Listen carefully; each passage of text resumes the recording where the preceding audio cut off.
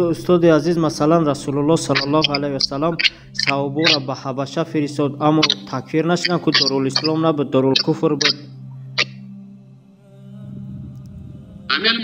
حال که ما گفتم همین استثناءاتش فهمیدی خودت؟ مقصد یک نفر در دارالکفر باشد در کفر اکبر و شرک اکبر گرفتار نشد قانونا را مثال بگیریم قبول نکرده باشد اما زندگی کرده باشد ما او را حق داریم کافرش بگیم که نه همین خیر رفته باشد زندگی کرده باشد. همین درس حال فهمیدی که ما بر تو استثناءات گفتم چند استثناءات گفتم علما ذکر کرده فهمیدی؟ ما در همین عقیده استثناءات برام استاد عزیز ما در همین عقیده هستیم که بهتر و خوبترش انسان مسلمان در دارالکفر زندگی نکند اما اگر رفت و زندگی کرد از در کفر شرک سر نزد ما او را حق تکفیر کردن نداریم ما با ظاهر حکم میکنیم. جزاک الله خیرا. بسیار خوب است. حالا استثناءاتش فهمیدی؟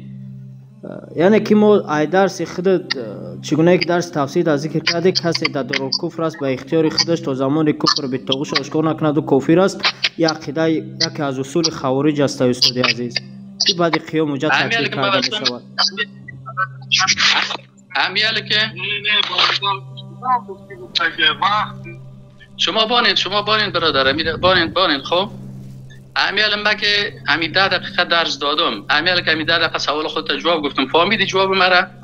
انا مورد اگر به همین حالت باشد که یک نفر در دارالکفر باشد اما کفر اکبر و شرک اکبر در گرفتار نشده باشد مثال بگیریم چه اطاعت کرده باشم او را تکفیر کردن در حق نداریم اگر عقیدت همین خیل باشه ما قبول داریم اما چگونه که در درس تفسیر ذکر کردگی هستی کسی در دارالکفر از کفر به طاغوت آشکار نکند او کافر است در حالی که اصل تکفیر در اعتقاد از ظاهر کردن تکفیر به قدرت شخصیت ها داخل دارد. مثلا این حالت را دیدن لازم است. نام کی است؟ نام بر ما بگو. نام من موسی جان الله کل ما شما را هدایت بکنه. امیالی که من برات گفتم که در اینمی مسئله استثناءات هست همین گپای من امیال گوش گرفتی یا نگرفتی؟ نه ما انمی گپی که نمی حالتی که بیان کردی اگر همین حالت ما قطع یک جا باشد ما قبول داریم اما درس تفسیر در چگونه ذکر کردگی است اگر او خیل باشد ما این گونه عقیده را اصول خوارج میدونیم کسی عقیده را بیان کند معلومات نداشته باشد بعد قیام وجود تکفیر میشود مسائل فروعی دا اما مسائل اصول دین دا جهل عذر نیست. بارک الله فیکم. یعنی تو نمیخوایی که همین استثناءاتی را که من همیال ذکر کردم تو سوال کردی و ما گفتم که یکی درس است که معلم درس میده یکی مسئله فتوا هست که در این راستا فتواها بیان میشه و استثناءات بیان میشه. همین استثناءاتی را که من گفتم همیال از درس فهمیدی یا نفهمیدی؟ همین بر ما بگو. ما از استثناءات ذکر کرده فهمیدیم اما یک استثناء دیگه ذکر باید کرده شد که کسی در دارالکفر باشد کفر شرک اکبر او سر نزند همه خیل بیسته در کفر اکبر شرک اکبر گرفتار نشد ما او را حق تکفیر کردن نداریم اگر چی ما میگیم افضل و بهترش او در دارالاسلام رفتن است. استثناءات چی معنی استثناءات؟ همین حالتهای خود ضرور کرده بیان کرده که همین حالتها یعنی که اجازت هست و حالتهایی هست که اجازت نیست. خب استثناءات وقتی که فهمیدیم مشکل در کجا باقی میمونه؟ نه 5-6 استثناء هست. 5-6 استثناء را فهمیدیم. استاد عزیز اگر شما در درس تفسیرتون هم خیلی واضح کرده آشکار کرده مسائل خوب بیان میکردین یگان طالب علمایی که ما خودم شخصا درسای عقیدتون درسای تفسیراتون این نوناتون تعقیب میکنم که از شاگردای خودم نه که اگر استادم خطا کرد زیر قرآن سنت صحبت کرد رد کرده میشه. اما درس تفسیرت هم خیالات از ذکر کردگی هستی یک از اصول خوارج است. مثلا یک نفر عقیده باطل یک عالم خودش قبول نکند آیا او حق دارد که عقیده باطل یک عالم ذکر کند؟ البته حق ندارد. و همین خاطر ما باید چی موردهای را ذکر بکنیم که اون موردها طبق قرآن و سنت باشد. امام مالک رحمه الله میگه سخن تمام انسان رد کرده میشود و قبول کرده میشود و جو سخن رسول الله صلی الله علیه و سلم. بله بسیار خوب. حالا من یک چیز از خودت پرسان میکنم. حالا خودت وقت مثلا درس تفسیر مرا شنیدی بعد درس تفسیرم عموما مثلا یک قاعده را گفتم مثلا در درس تفسیر من شنیدی که انما الخمر والمیسر والانصاب والازلام رجس من عمل شیطان. در درس تفسیر مثلا به مو اندازه وقتی کمی که بود ما حکم شراب در امور راستا بیان کردم. وقتی که خودت آمدی از پیش ما پرسان کردی که حکم شراب چی هست ما برات میگم که اینی قاضی اینی قسم فیصله میکنه این تو حالات استثنایی داره تو همین حالات استثنایی را گوش میگیری یاد میگیری یا نمیگیری، یا اونم سابقه را محکم گرفتی که نه ولدمو تفسیر که تو چیز گفتی آله اگر 100 دفعه استثناءات کلش بگویی بر من کل از رو قبول نمیکنم، اونم درس امو 5 دقیقه درس تفسیر تو را محکم گرفتیم، امور محکم گرفتی یا حالی که من مثلا خودم پیش روی کل می شاگردا شاهد هستن که من بیان میکنم که اینمی حالت که هست یکی حالت اصلی هست یکی حالت استثناءات است. در حالات استثنایی مثلا یک نفر در حالت اجبار اکراه خطا اینی مسائل که هسته این حالات استثنایی است، در این حکم داخل نمیشه. حالا گپ ما به عمل گپ ما بر تو هیچ عمل گپ ما را میشنوی میفهمی نمیفهمی یا ما محکم گرفتی. استاد عزیز اگر رفت و یک نفر در دارالکفر رفت اما شخصیت در کفر اکبر و شرک اکبر گرفتار نشد، اینا مثلا ما میریم کار میکنیم مثال در دارالکفر وقتی میشد که زندگی میکنیم آیا حکم ما کفر است؟ در حالی که کلی شاگردای تو در همین خود ساهای تلگرام خو ایمو میدونم میگه کسی در دارالکفر است بس کار کنه میراد کافر است، کسی زندگی میکند وایم کافر است. این چی نمود عقیده است؟ حالا تو به خاطر ازی که خودت میری هیچ جای دیگه کاریاف نمیشه و میری مثلا در کشور کفری در زیر نظام طاغوتی میری کار میکنی برای ازی فتوا میخوایی.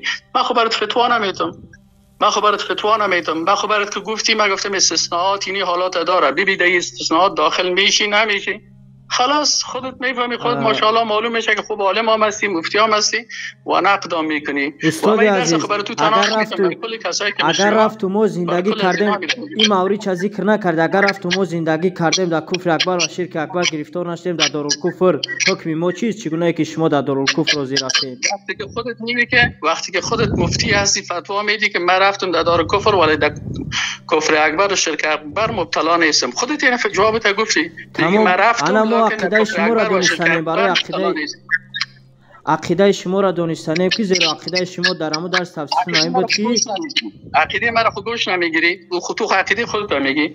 وقتی که عقیده خودت میگی و خودت فیصله کردی گفتی که من در کشور کفری زندگی میکنم در دار کفر زندگی میکنم و در کفر اکبر و شرک اکبر مبتلا نیستم، خلاص خودت این فتوای خودت داری دیگه. شما این مورد قبول دارین یا ندارین؟ برای اکثر مردم شما را گوش میکنن هم خیلی عقیده خوارجی را والای قسم و صد گرفتگی است، کم فکری طرف هم بکنن نوخی بغیر از خودت که نمی قسم امیال گوش نمیگیری دیگرها کل لگی امیال اجازه بیتی امیال تو کلیپ قطع کو امیال برادر از امیر گفش قطع کنیم دیگرها کسایی که در درس هستن بگوین که امی استثناءات فهمیدن نفهمیدن.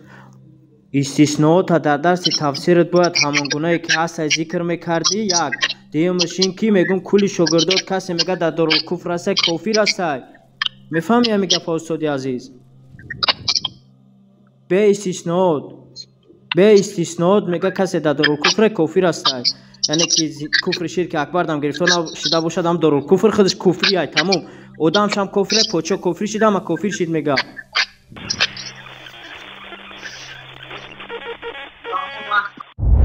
عبدالظاهر داعی دومین مراتب هست یا سومین مراتب است که مشکلی را وسیع‌تر و زیادتر کرده شده است و جوانهایی که در افغانستان هستند روانه شده ایستادند به جانب خوارج. البته در شرح سوره نساء آیت 97 میگوید که هر کسی که در دارالکفر است و هجرت نمیکند کافر است. بعد از این یکی از برادران سوالش کردند که اصل انسان ظاهر است چه شود؟ او میگه که او سخنی که من در سوره نساء آیت 97 گفته بودم استثناءات دارد.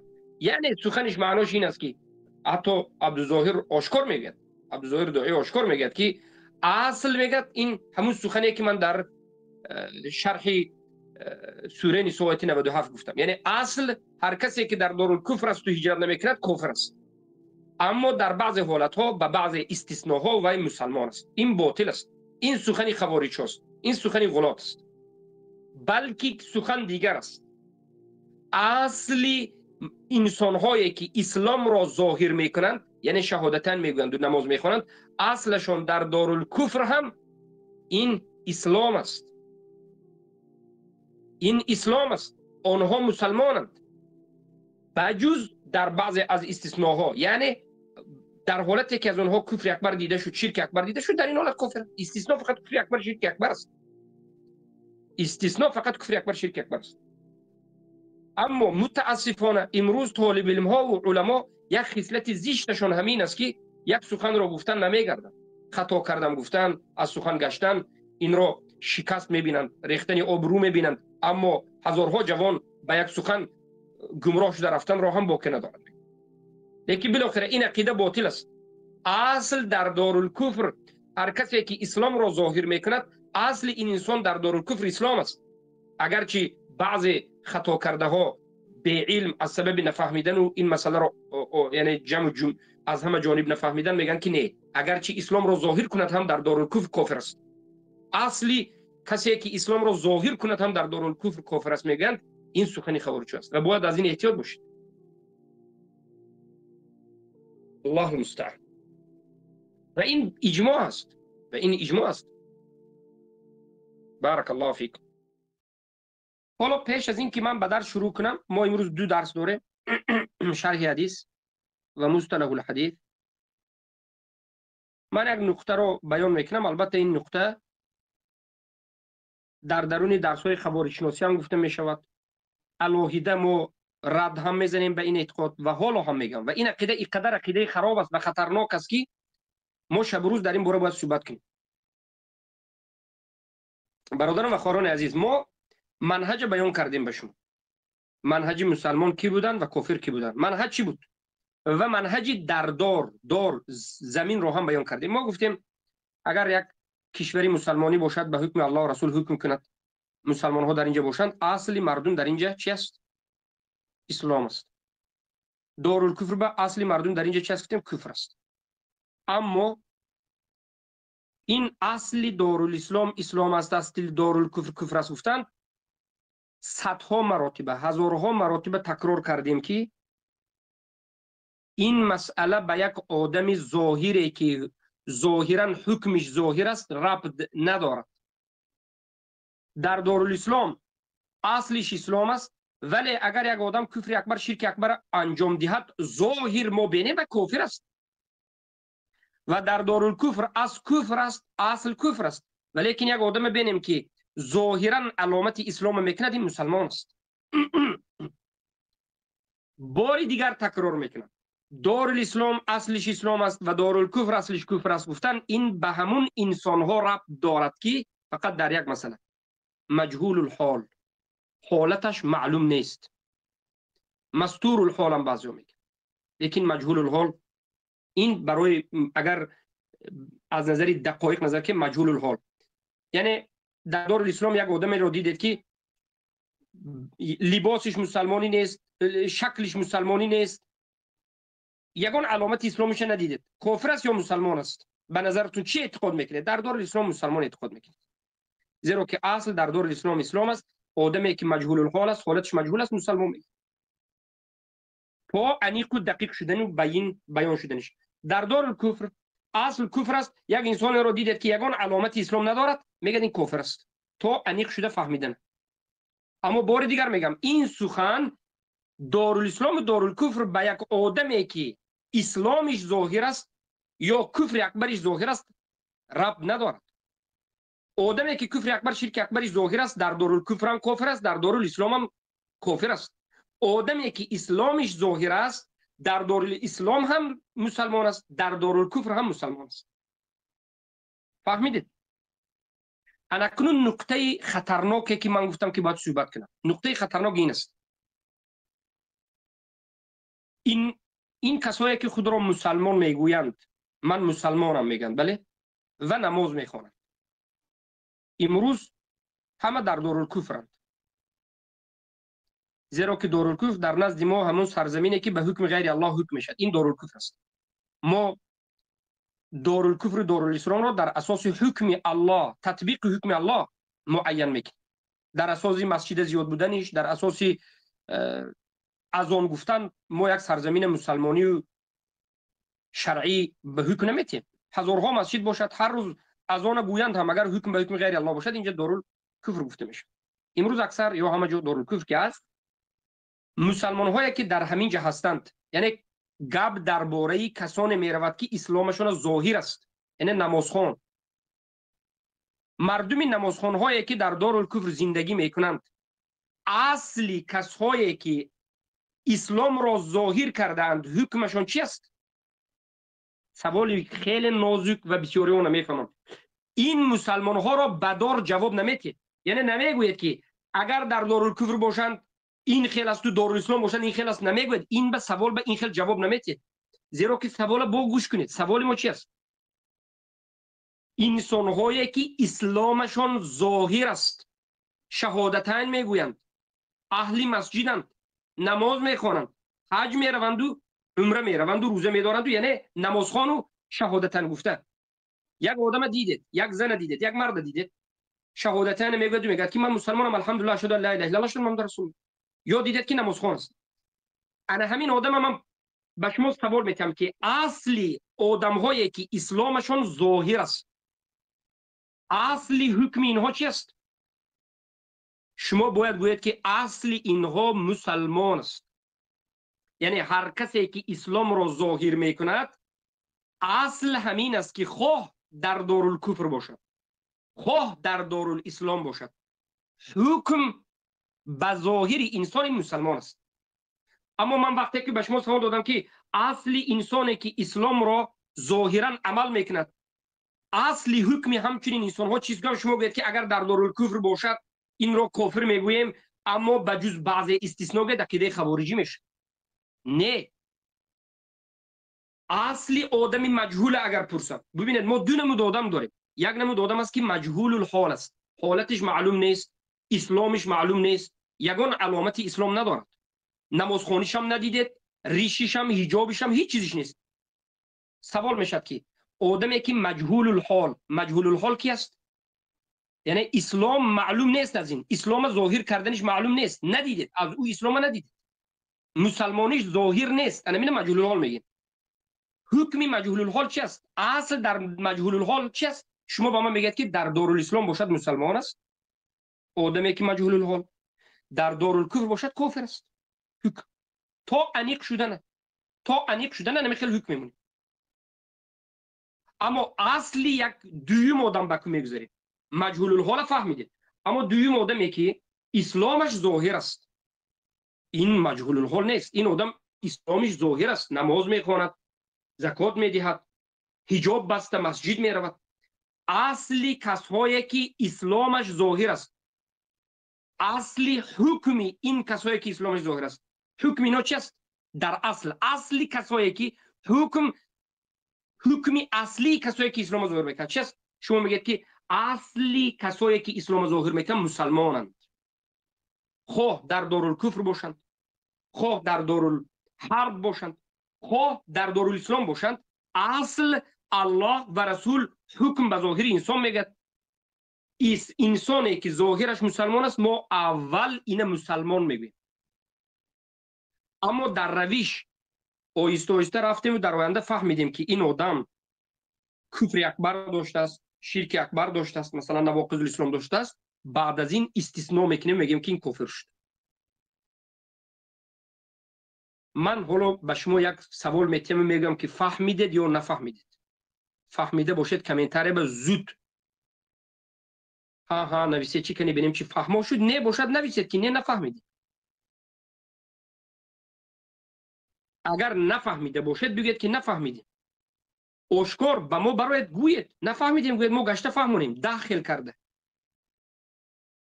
بله 3 نفر 4 5 6 7 8 بله 10 نفر 15 نفر که فهمید الحمدلله میگی. الله همت نیست کند. جزاکم الله خیر. خوشحالم. الحمدلله میگم که میفهمید. زیرا که ما قاعده داریم که بفهمیدی بفهموندی، بفهمید نفهمیدی بفهموندی نفهمید. اگر خودت فهمیده باشی فهمونی میفهمد، خودت نفهمیده باشی فهمونی هیچ کس هم نمیفهم. این دلالت میکرد که گپی ما فهمو است. اما من این مسئله رو گشته و برگشته اگر هر روز تکرار کنم یک مرتبه، مشایخ و شما برادرها هم این مسئله رو به دیگر برادرها رسونده، درباره این مسئله بحث و مناظره کرده، مناقشه کرده، این مسئله رو باور کنید نوری دیده کرده گیرید. زیرا که در همین نقطه تمام گمراهی ها به وجود آمده ایستاده است. امروز جهمی ها در همین نقطه گمراهند و خوارج هم در همین نقطه گمراهند. برادران و خواهران عزیزم، انا کوب به مسئله داخل میشم. امروز یکی از برادر عزیز ما الله حفظش کند یک صحبتی که به عبدالظاهر داعی کرده است به من روان کردند. از دقیقه 8 گوش کنید و سنجیده برآید گفت. این یگان نقشگی نبود. البته کسانی که دشمنی ما هستند یا اهل بدعت ها میگن که اینو خودش نقشه کشید، میگن نه، این یگان نقشه نبود. برادر حق دارد در آنلاین عبدالظاهر داعی میرود اشتراک میکند و در همین مسئله که در سوره نساء آیت 97 سوره نساء وقتی که عبدالظاهر داعی یک چند وقت پیش هر کسی که در دارالکفر است اگر هجرت نکند کافر است گفته بود، در همین مسئله یا عداوتش نشان ندهد، کفر به طاغوت ظاهر نکند و هجرت نکند کافر است گفته بود. در همین مسئله برادر همراه عبدالظاهر صحبت میکند و این صحبت نوی که عبدالظاهر داعی کرده باز مخالف منهج اهل سنت است، باز تأیید مذهب غلوط خوارج است و بار دیگر این در بین برادرها منتشر شده است. عبدالظاهر داعی میگوید که اون سخنی که من گفته بودم میگه در زیر آیت سوره نساء 97 این اصل بود. میگه یعنی اصل هر مسلمانی که در دارالکفر رود، اصل هر مسلمانی که در دارالکفر باشد کافر است، یعنی بجز به بعض استثناها. استثناء را او میگه، اما اگر میگه برای تبابت رفته باشد، برای کار رفته باشد، برای مثلا اسلام بد دیده گنده دیده مثلا از دارالاسلام پرتافته ترک کرده رفته باشد، یا مثلا میگه برای استودنتی رفته باشد، میگه در این حالت کافر نیست. یعنی استودنت برفته باشد، کار فعالیت اسلام بد دیده رفته باشد، یا مثلا حکمش به قسم خورد راضی شود، اینها میگه نشده باشد. بله معذرت خواهی میکنم.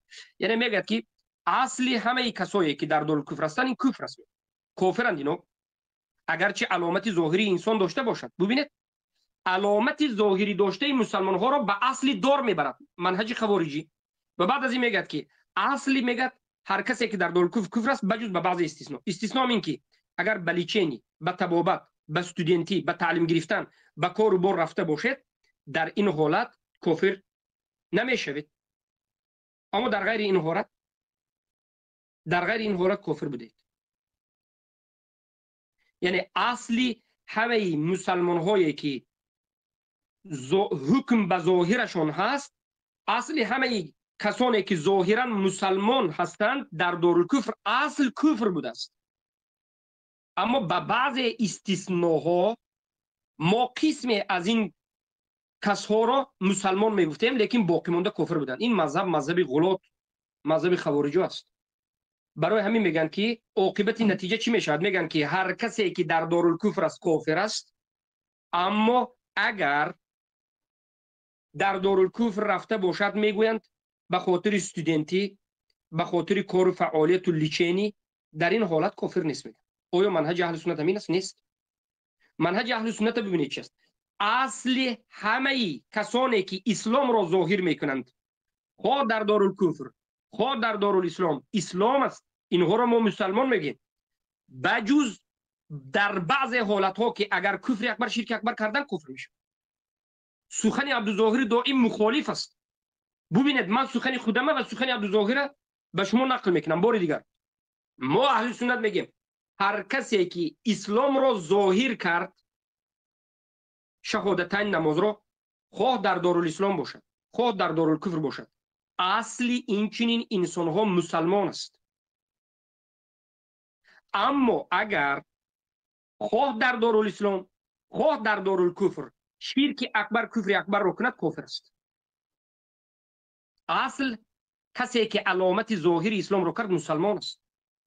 اما عبدالظاهر داعی میگه که هر کسی که در دارالکفر، هر کسی که خود را مسلمان میگوید و در دارالکفر است کافر است. یعنی اصل کفر است. میگه بجوز در بعض حالتها، یعنی هر کسی که اسلام ظاهر میکنه، نماز میکنه، شهادتن میگه، در دارالکفر باشد، همین در دارال بودن میگه کفر اکبر است خودش، بجوز به بعض استثناها که او خودش بیان کرد. مثلا مجبور شده رفتید، استودنت شده رفتید، برای تبابت رفتید، برای کار فعالیت دیگر هیچ علاج نبود و رفتید. اما مسئله دیگر، یک انسان از منطقهش برآمد رفت، در حالتی که میتوانست که در منطقه خودش هم زندگی کند، میتوانست که بارک الله فیکم تجارتش در منطقه خودش هم کند، اما رفت. آیا این برای لیچینی هم نرفت، برای خوندن هم نرفت، برای کار مجبور هم نبود، رفت در همونجا زندگی کردن انتخاب کرد، نه به خاطر اینکه این بیزار از یگان کشوری مسلمانی است، نه، برای اینکه یگان حکومت اسلامی نیست که این رواد زندگی کند و یگان کسی نه قبول هم نمیکند. انتخاب کرد و رفت، باد هوایش براش معقول شد، اما البته کفر اکبر شرک اکبر رو نمیکند، علامت ظاهری اسلامی دارد، یعنی نماز میخواند، شهادتین میگوید، قرآن میخواند، عقیده دارد، موحد است، اما قسم هم برای دفاع طاغوت نخورده، پاسپورتش هم به خاطر قسم نگرفته و غیره و غیره. آیا همین کفر است؟ نه، این کفر نیست. این مجبور شده هم نرفت، این رفت، این کفر نیست. انا همین روز این کفر نیست. سلام علیکم و رحمت الله. برای همین بارک الله فیکم این مسئله رو خوب دقت بدهید.